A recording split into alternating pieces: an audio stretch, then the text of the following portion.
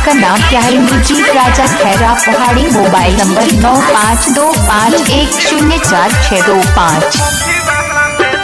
तू बाहर कोई सुन मरदई है सही कहबा हो ना, घर में तहरा एसी कूलर पंखा बाहो। तू बाहर कोई सुन मरदई है सही कहबा हो ना, घर में तहरा एसी कूलर पंखा बाहो। भीज जाता झूला जब जुआ पसेना, भीज जाता झूला जब जुआ पसेना। एगो लहरा जहाँ के खातिर कॉफी वाला बेना, एगो लहरा जहाँ के खातिर कॉफी वाला बेना, एगो लहरा जहाँ के खातिर कॉफी वाला बेना।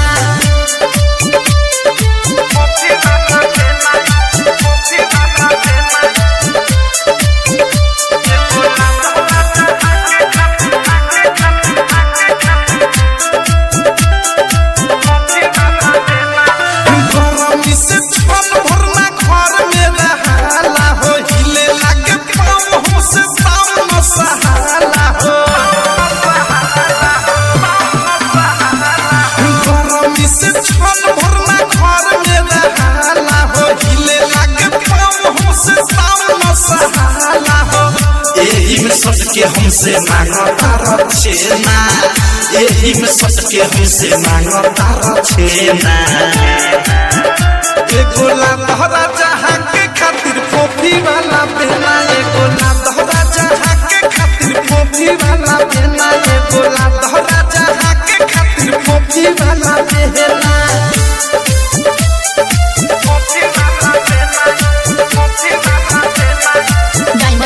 आपका नाम क्या है? इंद्रजीत राजा खैरा पहाड़ी। Mobile number 9525104625।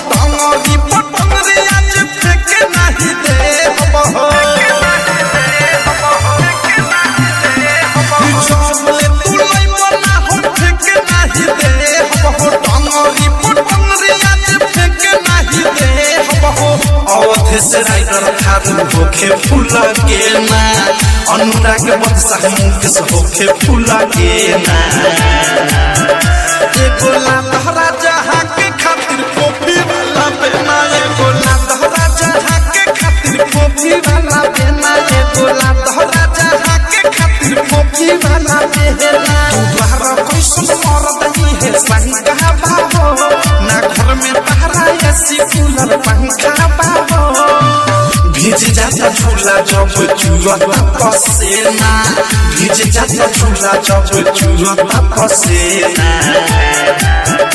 एगो लहरा जहाँ के खातिर कॉफी वाला बेना, एगो लहरा जहाँ के खातिर कॉफी वाला बेना, एगो लहरा जहाँ के खातिर कॉफी वाला बेना।